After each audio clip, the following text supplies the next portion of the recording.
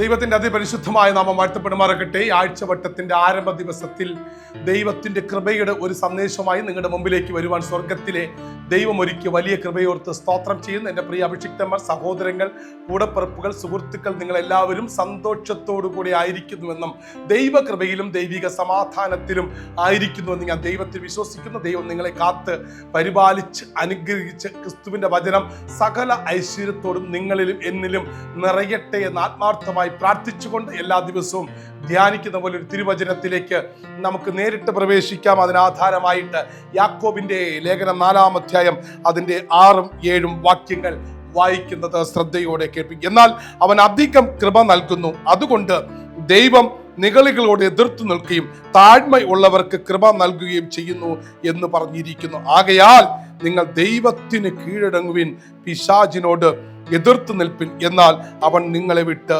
ഓടിപ്പോകും. ദൈവത്തോട് അടുത്തു ചെല്ലുവിൻ.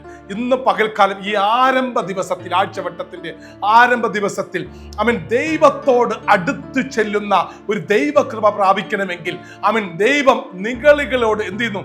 എതിർത്ത് നിൽക്കാൻ പറയുന്നു. ഇവിടെ വളരെ വ്യക്തമായും ആ ലേഖനത്തിൽ പറയും, ദൈവം നിഗളികളോട് എതിർത്ത് നിൽക്കുന്നു എന്ന് വെച്ചാൽ നിഗളത്തിന്റെ ഏറ്റവും വലിയ ഒരു സംഭവവികാസമാണ് ലൂസിഫിന്റെ തകർച്ച, അവന്റെ അഹങ്കാരം, അവന്റെ നിഗളം. അതാണ് അവൻ എന്ത് ചെയ്തത്?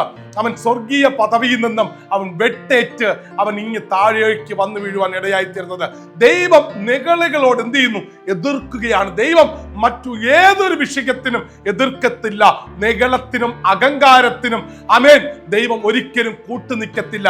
ഒരു ഗതിക്കും പരഗതിയില്ലാതിരുന്ന നമ്മെ ഓരോരുത്തരെയും ദൈവത്തിന്റെ കൃപയിൽ പൊതിഞ്ഞ് സംരക്ഷിച്ച് ഇത്രത്തോളം വഴി നടത്തിയിട്ടുണ്ടെങ്കിൽ, എന്തെങ്കിലൊക്കെ എനിക്ക് ലഭിച്ചിട്ടുണ്ടെങ്കിൽ അത് ദൈവത്തിന്റെ കൃപയാണ്. എൻ്റെ മക്കൾക്ക്, എൻ്റെ കുടുംബത്തിന്, എൻ്റെ ശുശ്രൂഷയിൽ എന്തെങ്കിലൊക്കെ എനിക്ക് ലഭിച്ചിട്ടുണ്ടെങ്കിൽ അത് ദൈവത്തിന്റെ കൃപയാണ്.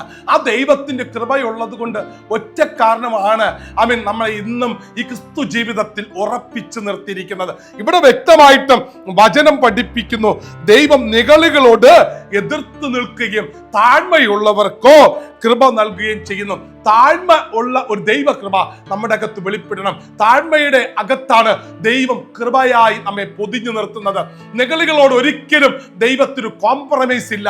പക്ഷെ ദൈവകൃപ നമ്മുടെ അകത്ത് വ്യാപരിക്കണമെങ്കിൽ ഇന്ന് പകൽക്കാലം എന്നെ കേൾക്കുന്ന പ്രിയ സഹോദര സഹോദരി അഭിഷിക്തന്മാരെ, ഒരു താഴ്മയുടെ ക്രിസ്തീയ ജീവിതം നമ്മുടെ ജീവിതത്തിൽ ഉണ്ടായിരിക്കണം. യേശു ഈ ലോകത്തിൽ ജീവിക്കുമ്പോൾ അവൻ കഴുതയുടെ പുറത്താ അവൻ സഞ്ചരിച്ചത്. ഈ ലോകത്തിൽ വേണമെങ്കിൽ ഏറ്റവും നല്ല വാഹനത്തിൽ യേശുവിന് സഞ്ചരിക്കാമായിരുന്നു. പക്ഷെ ആർക്കും വേണ്ടാത്ത, എല്ലാവരാലും പുറന്തള്ളപ്പെട്ട, റിജക്റ്റ് ചെയ്യപ്പെട്ട ഒരു കഴുതയെയാണ് ദൈവം വാഹനമായി എടുത്തത്.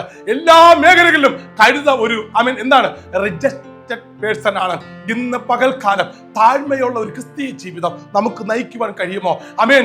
പിശാചിനോട് എതിർത്ത് നിൽന്ന് അവനെ ഈ ലോകത്തിൽ നിന്നും മാറ്റത്തക്ക നിലവാരത്തിലുള്ള ഒരു ദൈവിക പ്രവൃത്തി എന്നിലൂടെ ദൈവത്തിന് നടത്തിയെടുക്കണമെങ്കിൽ ഒരു ദൈവകൃപ നമുക്ക് വേണം. അതിന് വേണ്ട ഏറ്റവും വലിയ ക്വാളിറ്റിയാണ് ഹംബിൾനെസ് എന്ന് വെച്ച താഴ്മയുണ്ടായിരിക്കണം, ഒരു സബ്മിഷൻ ഉണ്ടായിരിക്കണം, ഒരു സമർപ്പണം ഉണ്ടായിരിക്കണം. ക്രിസ്തു ജീവിതത്തിൽ ലഭിച്ചതെല്ലാം ദൈവത്തിന്റെ കൃപയാണ്.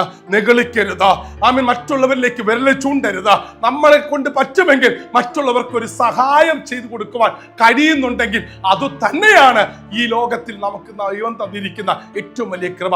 അങ്ങനെ മറ്റുള്ളവരെ കരുതുവാനും സംരക്ഷിക്കാനും ചേർത്ത് പിടിക്കാനുമുള്ള ഒരു താഴ്മയുള്ള, ഒരു നല്ല ഹൃദയമുള്ള ഒരു ദൈവകൃപ നിങ്ങളിൽ വ്യാപരിക്കട്ടെ എന്ന് ആത്മാർത്ഥമായി പ്രാർത്ഥിച്ചുകൊണ്ട് നിർത്തുന്നു. God bless you. Jesus loves you. God be with you.